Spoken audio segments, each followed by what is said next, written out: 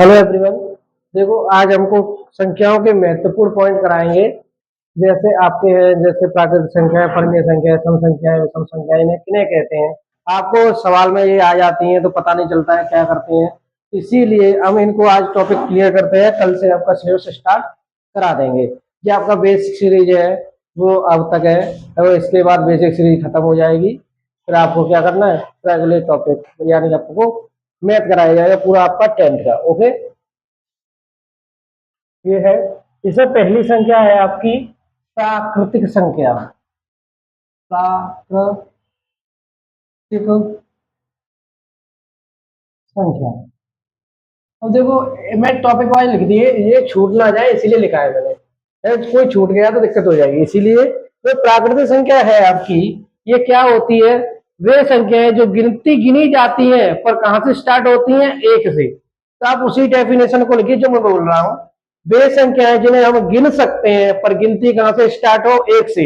या यूं कहो, एक से अनंत तक की संख्याओं को हम प्राकृतिक संख्याएं कहते हैं। इसमें याद करने की कोई बात नहीं है, बस मैं जैसा बोलता रहा हूं वैसा लिखिए कि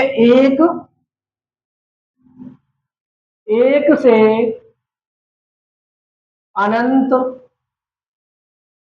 अनंत तक अनंत तक की संख्याओं को प्राकृतिक संख्याएं कहते हैं। ठीक, संख्याएं कहते हैं, इन्हें प्राकृत बोलते हैं। संख्याएं कहते हैं। अब इन्हें कुछ और ही नाम से जानते हैं, प्राकृत।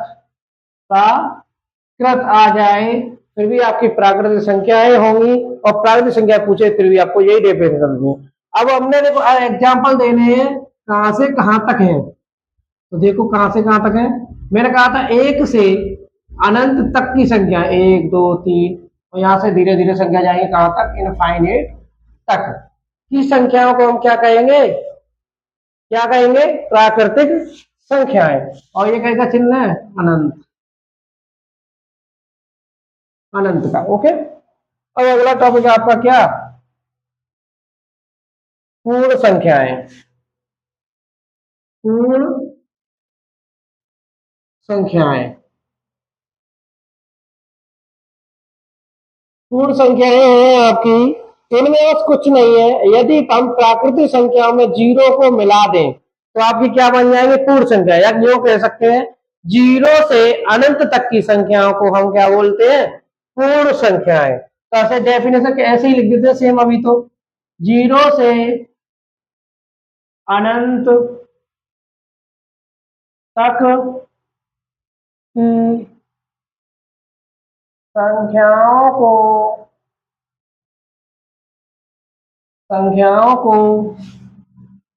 पूर्ण संख्याएं कहते हैं।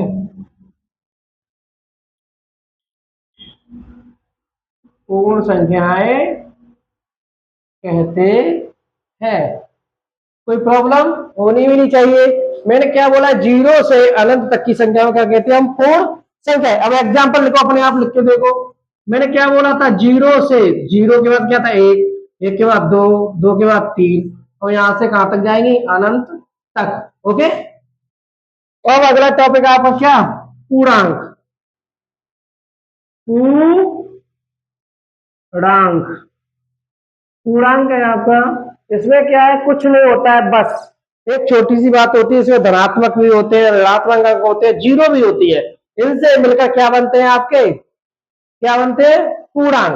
अब देखो, पूर्णांक की में मैंने क्या लिखता हूं? एग्जाम्पल लिखता हूं, फिर आपको समझ के डेफिनेशन बनानी है। तो मैंने क्या बोला था? पहले माइनस के अनंत से स्टार्ट होंगी, फिर पॉइंट लगा के तीन माइनस के, दो माइनस के, वन माइनस का, कॉमा जीरो, कॉमा एक, दो, तीन, फिर इनफाइनेट माइनस के अनंत। या तो हम ये डेफिनेट नहीं, इनफाइनेट अनंत नहीं, यहाँ पे प्लस होगा, माइनस का यहाँ पे आ गया। या तो हम एक डेफिनेशन दे सकते हैं, माइनस के अनंत से लेकर के प्लस के अनंत तक की संख्याओं के जितनी भी संख्याएं आती है उन्हें क्या कहते हैं हम, क्या कहते हैं, पूर्णांक या योग कह सकते हैं। इतनी हमारी क्या है, पूर्ण संख्याएं। क्या संख्याएं, पूर्ण संख्याओं में यदि प्राकृतिक संख्याओं के धनात्मक अंक ऋणात्मक अंक मिला दिए जाएं तो प्राप्त संख्याओं को हम क्या कहते हैं, पूर्णांक। या योग कह सकते हैं कि ऋणात्मक अंक और जीरो और धनात्मक अंकों को मिलाकर हमारी क्या बनती है, पूर्णांक। कैसे भी डेफिनेशन दे, सबसे ज्यादा मुझे आसान लगती है आपकी परिभाषा ये वाली, यहां से यहां तक। ये कहो, जब हम पूर्ण संख्याओं में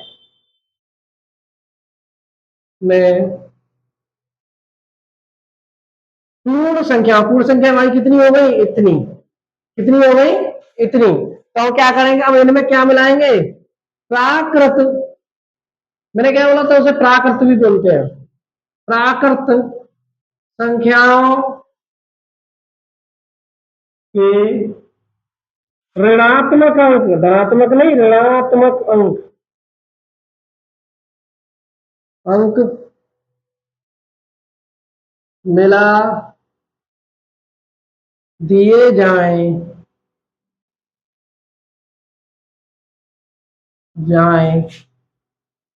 तो प्राप्त संख्या क्या कहलाता है, पूर्णांक कहलाता है।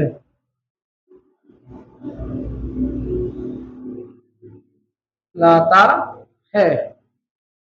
अब इसमें एक नोटिस करो, अब इसमें दोबारा एग्जांपल लिखता हूं, यहां से मैंने डेफिनेशन हो रही थी इसीलिए मैं उसको छेड़ नहीं रहा। आपको डेफिनेशन याद रहे, ये क्या है आपकी, पूर्ण संख्याएं यानी होल नंबर, और ये क्या है आपके, ऋणात्मक ऋणात्मक प्राकृत संख्या। ओके, कोई दिक्कत, मैं लिख दिया है। और यहां से देखो एग्जांपल, इसे सेम करो, माइनस के इनफाइनाइट कोमा कोमा, माइनस के 3, माइनस के 2, माइनस के 0, माइनस का 1 होगा, माइनस का 1 0, यहाँ पे 1 2 3, क्या आता जाएगा, माइनस के इनफाइनाइट। अब देखो यहां से देखो माइनस का चिन्ह हो यहां तक, उसे क्या कहेंगे हम, ऋणात्मक पूर्णांक।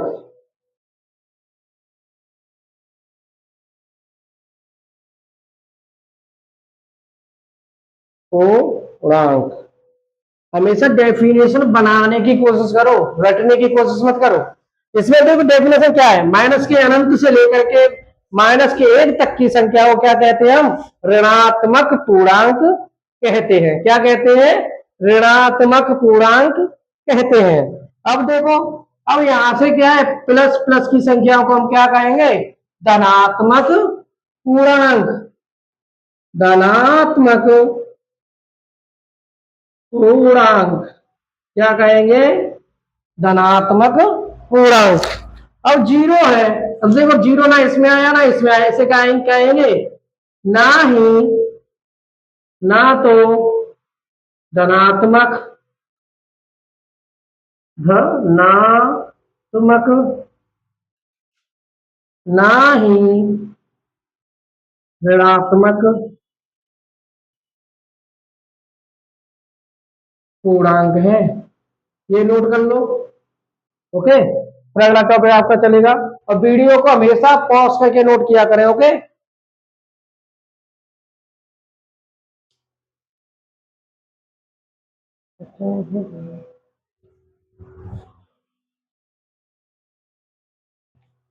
आपने नोट कर लिया होगा, चलो मिटाते हैं इसे। आपके पूर्णांक तक हो गए थे, अब आपके क्या है, आपकी सम संख्या है। क्या संख्या है, इवन नंबर या सम संख्या है। मैं सब इसीलिए लिख रहे थे बार बार छोटे छोटे अक्षरों में, यानी फिर बार लिखने में परेशानी आती है, इसलिए टॉपिक आपको याद रहेगा इसीलिए। अब क्या है, चौथा टॉपिक आपका सम संख्याएं।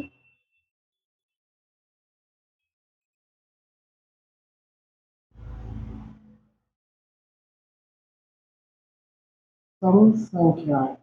ओके, ये क्या है आपके इवन नंबर है, ठीक है।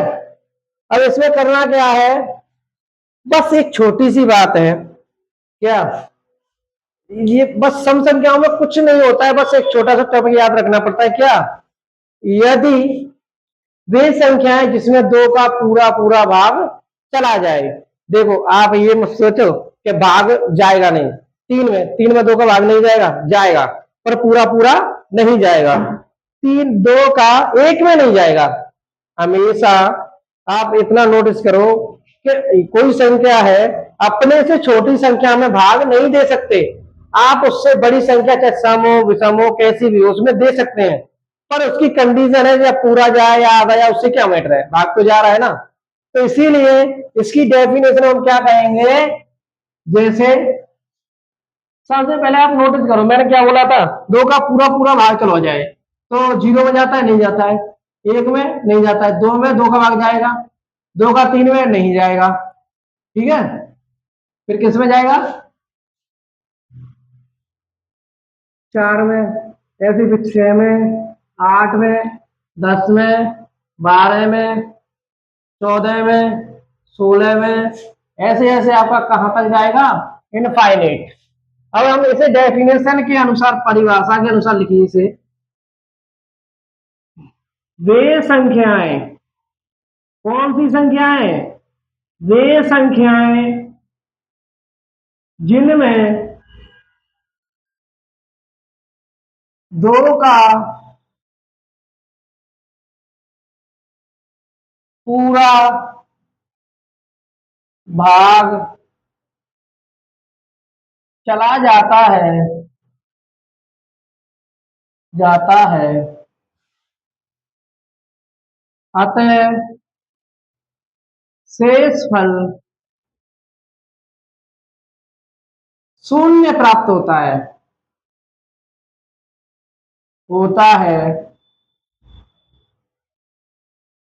वे संख्याएं क्या कहलाती हैं, उन्हें सम संख्याएं कहते हैं।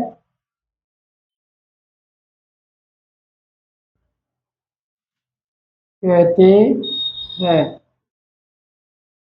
अब इधर देखो, जो एग्जाम्पल मैंने ऊपर लिख दिया है इसीलिए मैं नीचे नहीं लिख रहा हूं। अब देखो ऊपर, अब क्या है आपका टॉपिक, विषम संख्याएं, विषम संख्याएं, ठीक है। आपकी विषम संख्याओं में बस कुछ नहीं है, उसमें देखो उल्टा था, इसमें सीधा हो, मतलब जैसे उसमें क्या था, दो का भाग पूरा पूरा चला जाए, इसमें क्या बोलेंगे हम, दो का भाग पूरी तरीके से नहीं जा पाए या दो से विभाजित नहीं होते, जो कह दो। वे संख्याएं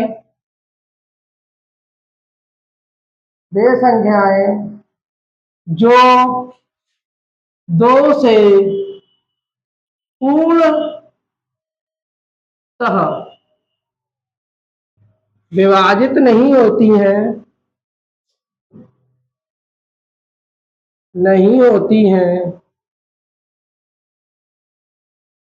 हैं, उन्हें विषम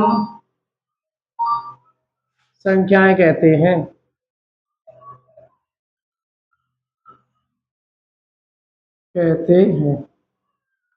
जैसे आपका है एक एग्जांपल लिख लो यहाँ पे, 1, 3, 5, 7, 9, 11, 13, 15, 17, 19, एग्जाम्पल कहां तक, इनफाइनाइट। ओके, अब आपका अगला टॉपिक है क्या, 6 में क्या है आपका, अभाज्य संख्याएं। ये वेरी इंपॉर्टेंट है आपका, इसे हर जगह काम आता है ये, अभाज्य संख्याएं हर जगह पर काम आता है। अभाज्य संख्याएं, अब जो इसमें एक छोटा सा टॉट है, बस कुछ नहीं है, इसमें क्या है, या संख्याएं खुद से विभाजित पूरी तरह से हो या एक से हो, यानी सीधा नियम कह दो कि संख्या दो संख्याओं से विभाजित हो तो क्या होगी, अभाज्य संख्याएं। कैसे, जैसे 1, नहीं, यहाँ डेफिनेशन उसी तरह से लिखते हैं जो पहले लिखी थी हमने। वे संख्याएं जो एक व स्वयं के अलावा किसी भी संख्या से पूर्णतः विभाजित नहीं होती हैं,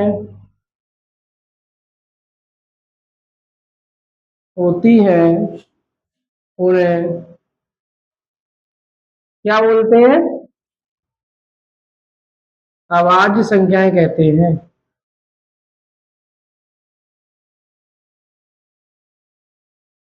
संख्याएं कहते हैं। आपको जो मैंने लिखा है वो नहीं समझ में आया है तो दोस्त यहाँ पे एग्जाम्पल देख लो क्या है। ठीक है, क्या है आपका एग्जाम्पल? मैंने बोला था वे संख्याएं जो स्वयं और एक से विभाजित हो। एक खुद से विभाजित होगा और एक से भी होगा। दो खुद से भी विभाजित होगी और स्वयं एक से विभाजित होगी तथा दो होगी। तीन है, तीन का तीन में भाग जाएगा और एक का भी जाएगा। पांच है तो तीन का क्या चार है।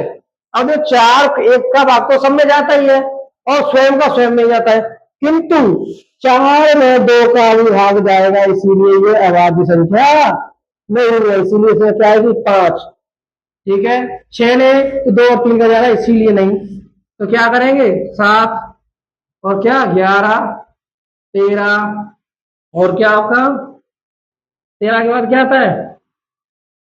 17 19 23 29 31।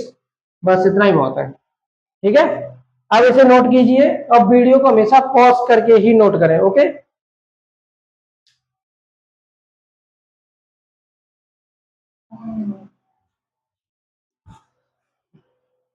चलो इसे मिटाते हैं।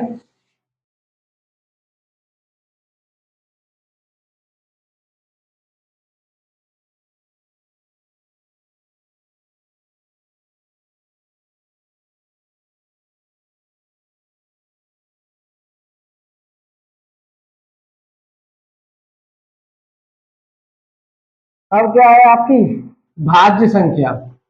क्या है आपकी भाज्य संख्या? अभाज्य संख्या का ठीक उल्टा।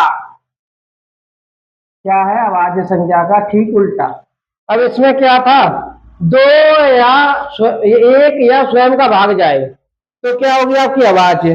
अब एक व स्वयं के अलावा इसमें क्या होगा? एक व स्वयं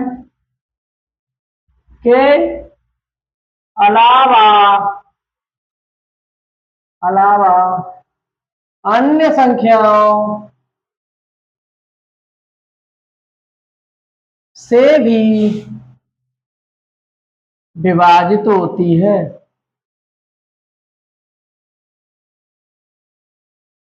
होती है, उन्हें क्या बोलेंगे हम? भाज्य संख्या। क्या बोलेंगे? भाज्य संख्या कहते हैं।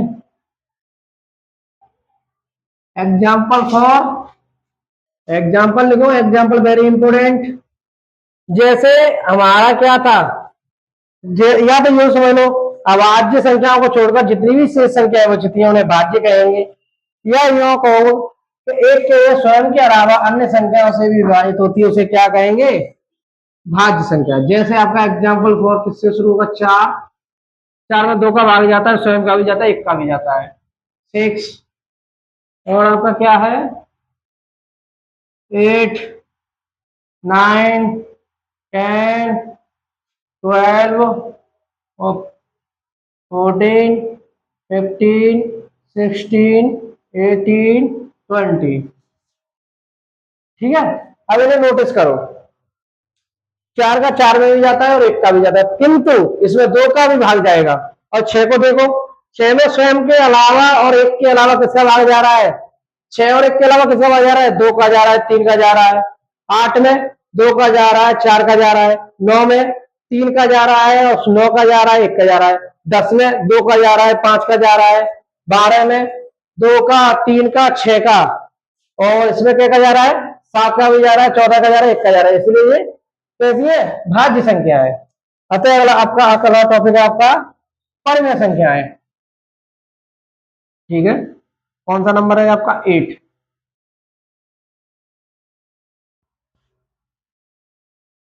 परिमेय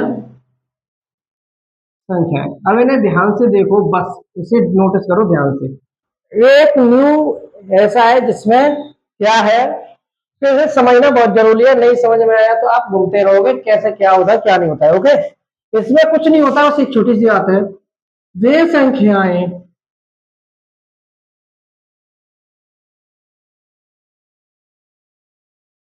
जिनको P/Q के रूप में लिखा जा सके, क्या किया जा सके? इसे लिखा जा सके। और एक और कंडीशन है इसमें, Q बराबर नॉट इक्वल टू 0। आप P/Q के रूप में लिख तो सकते हैं, पर नीचे 0 नहीं आनी चाहिए, ऊपर भले ही आ जाए। जैसे एग्जाम्पल फॉर मैंने लिखा क्या? 1 लिखा। अब इसे मैं ये नहीं लिख सकता नीचे 1 मान के 1/1 लिख सकता हूं।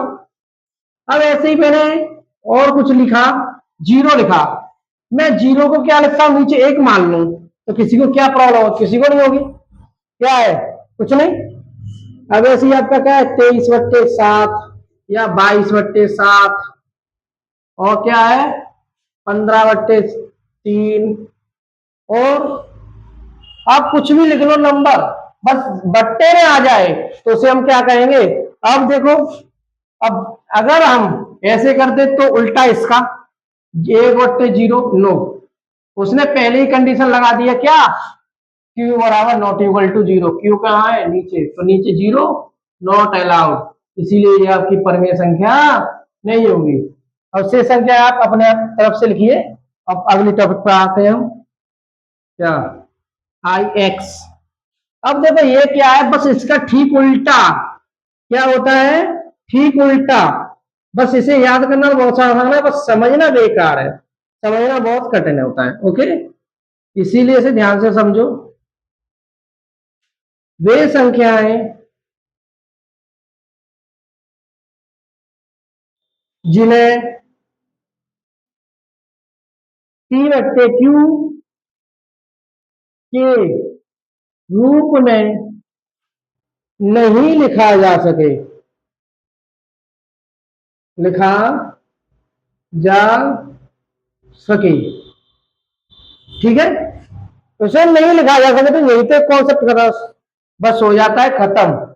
अब जैसे एग्जाम्पल फॉर में क्या ले लू? पाई। पाई को हम बट्टे के रूप में लिख सकते हैं? नहीं, क्योंकि पाई का मान ही 22/7 होता है। पाई का मान ही क्या होता है? 2.141 ऐसे होता है, या 1.4 ऐसी कुछ होता है, पता नहीं मेरे को। ठीक है, अब ऐसे ही देखो शेष है। अब अंडूर 2 को है, आप लिख सकते हैं अंडूर क्या है आपका? 2 है, 3 है।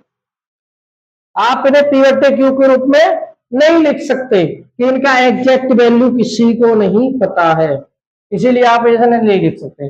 अब यहां कहेंगे पाई को तो हम लिख सकते हैं 22/7, पर आप ध्यान दो, अगर हम इसे न्यू लिखे 141 ऐसी कुछ आता है नंबर, आगे आता है, तो उसे देखो वो इनफाइनेट तक जाता है, ना कि कम होता। इसकी मानक वैल्यू नहीं है, ओरिजिनल वैल्यू हो। ये क्या है? ओनली सर्कल बनाने के लिए मापक वैल्यू है, इससे सर्कल पूरा गोल बनता है। ठीक है, आपका ये खत्म हो गया है। अब इसे नोट कीजिए। अब आपका अगला टॉपिक चलेगा क्या? वास्तविक संख्याएं। इसे ध्यान से देख रहे हैं इन दोनों डेफिनेशनों को। ओके, नोट कर लेना।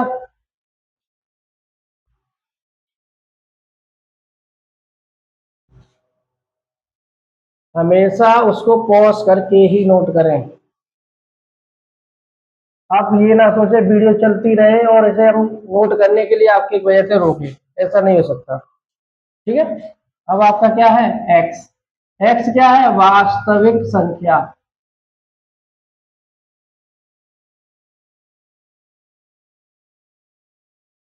संख्या। अब देखो इसमें कुछ नहीं है, बस आप एक चीज नोटिस करो, परमेय और अपरमेय संख्याओं को, यानी परमेय हो और अपरिमेय संख्याओं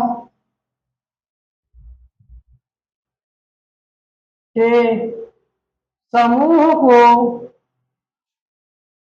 को वास्तविक संख्या कहते हैं। एग्जाम्पल फॉर परमेय और अपरमेय संख्या दोनों लिख दो। कैसे, पाई अंडूट 2, 1/2, 9/1, 4/2, ओके, या 0/1। ठीक है, अब एक एक डेफिनेशन मेरी तरफ से लिख लो, ये टॉपिक में वाला ही नहीं थी। क्या है इसका अपोजिट, क्या है, क्या है, अवास्तविक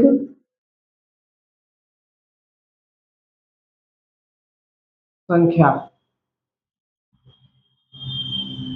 वे संख्याएं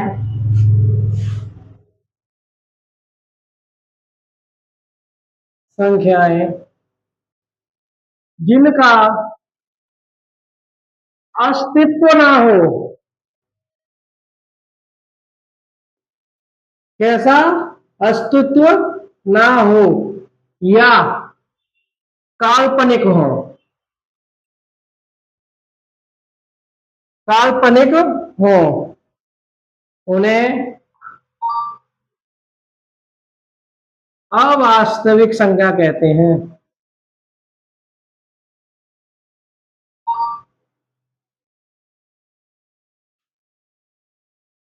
आप इसे बातें 11th में पढ़ोगे, ठीक है। अब मैं लिखा देता हूँ डेफिनेशन, जैसे मैं बताता हूँ, आपका ये है क्या, 4 है। देखो मैंने लिखा -4, अब इसके फैक्टर करें हम तो क्या बनेंगे, -2 × 2। अब इसमें से क्या, 2 तो बाहर आ सकता है, पर माइनस क्या रहेगा अंदर, तो ये आपका क्या बैठेगा, अवास्तविक संख्या। इसकी कोई वैल्यू है, आप इसे कर सकते हैं, नहीं कर सकते।